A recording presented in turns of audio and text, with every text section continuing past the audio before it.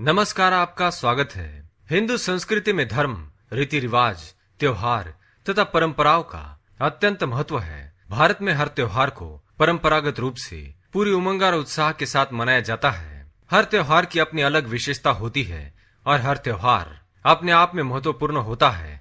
हिंदू पंचांग के अनुसार श्रावण मास के आरंभ होते ही लगभग सभी प्रमुख त्योहार शुरू हो जाते हैं। गणेश उत्सव के पश्चात पितृपक्ष के 15 दिन छोड़ दिए जाए, उसके बाद लोगों को बेसब्री से इंतजार होता है नवरात्रि का। नवरात्रि माँ दुर्गा के विभिन्न रूपों के पूजन का महापर्व होता है। माँ के शक्ति स्वरूप की उपासना का ये महोत्सव 9 दिनों तक चलता है। इन 9 दिनों तक जगह जगह पर माँ की उपासना की जाती है, जिससे संपूर्ण वातावरण में माँ की अद्भुत शक्ति का एहसास होता है। लोग अपने घरों में तो माँ की उपासना करते ही है और साथ ही शहर में विभिन्न स्थानों पर विभिन्न मंडलों के द्वारा माँ की भव्य मूर्तियां विराजित की जाती है और 9 दिनों तक पूरी श्रद्धा भक्ति के साथ माँ का उत्सव मनाया जाता है। कई लोग पूरे 9 दिनों तक उपवास करते हैं, पूजा पाठ और हवन इत्यादि करते हैं। बहुत से घरों में माँ की आराधना में घट बैठाते हैं और गरबे खेले जाते हैं। नवरात्रि में हम सभी को ये तो पता होता है हमें क्या करना चाहिए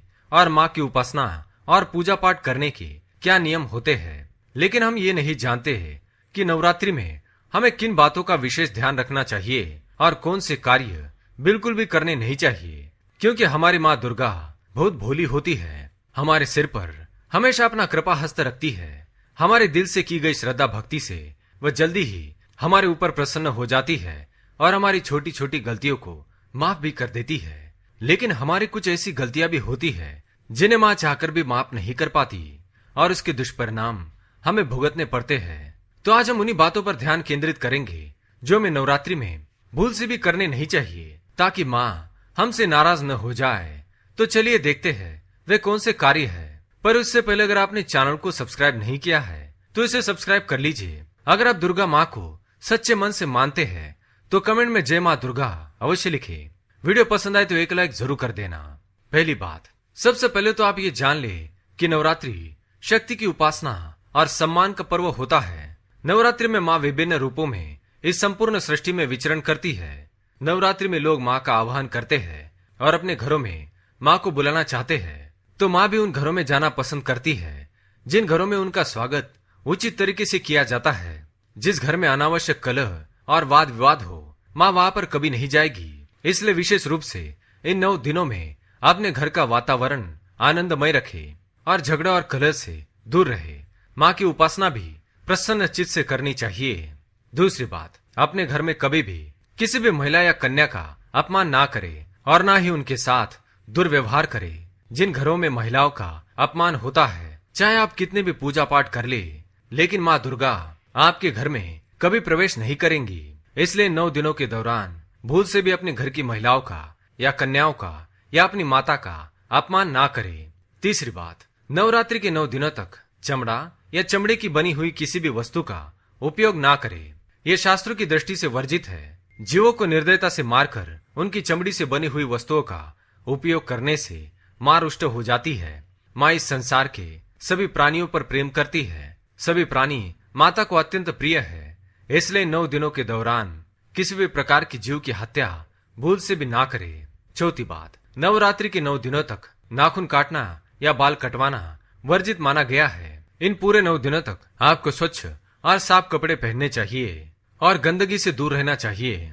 पांचवी बात, नवरात्रि के 9 दिनों तक मांसाहार ना करे और ना ही मद्यपान करे। यह स्वास्थ्य की दृष्टि से तो नुकसानदायक होता ही है, साथ ही नशा करने वालों से माँ हमेशा दूर रहती है। ऐसे लोगों पर अपनी कृपा कभी नहीं बरसाती। कोशिश करें 9 दिनों तक अपने आहार में प्याज और लहसुन का भी उपयोग ना करे। तामसी भोजन के बजाय सात्विक आहार करे, जिससे आपके मन में अच्छे विचार आएंगे।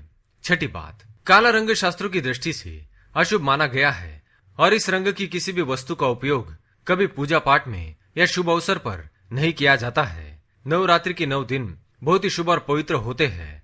इसलिए 9 दिनों तक काले रंग के कपड़े और वस्तुओं को अपने शरीर पर ना पहने।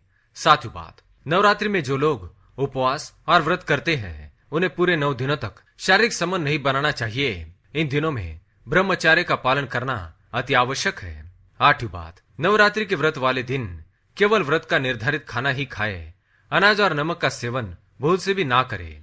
9वीं बात, नवरात्रि में नियमित रूप से माँ की पूजा करनी चाहिए और पूजा के बाद माँ की धूप दीप के साथ आरती भी जरूर करें। पूजा और आरती करते समय पूजा में किसी भी प्रकार की विघ्न उत्पन्न नहीं होने देने चाहिए या रुक रुक कर भी आरती नहीं करनी चाहिए। पूजा और आरती एक बार में ही संपन्न करनी चाहिए, नहीं तो हमारी पूजा व्यर्थ होती है। 10वीं बात, नवरात्रि में माँ की खंडित या पुरानी हुई मूर्ति बिल्कुल भी ना रखे। ऐसा करना अशुभ होता है। हमेशा माँ की नई मूर्ति की स्थापना करें। और ध्यान रहे, नवरात्रि के 9 दिनों में अपने घर को कभी भी अकेला ना छोड़े। अगर घर में घट स्थापना की हुई है तो घर में कोई ना कोई स्त्री या पुरुष अवश्य रुकना चाहिए। ऐसे समय में घर को खाली छोड़ने से अशुभ होता है। साथ ही इसके पीछे यह भी एक कारण है कि घर के अंदर बिल्ली या कुत्ते जैसे कोई छोटे पशु माँ के घट को नष्ट कर सकते हैं और इससे अनर्थ हो सकता है। इसलिए घर को अकेला ना छोड़े। तो ये थे वो कार्य जो नवरात्रि के 9 दिनों में हमें करने नहीं चाहिए। अगर ये जानकारी आपको पसंद आई तो वीडियो को लाइक करें, कमेंट में जय माँ दुर्गा, जय माँ शक्ति अवश्य लिखें। साथ ही चैनल को सब्सक्राइब करें। धन्यवाद।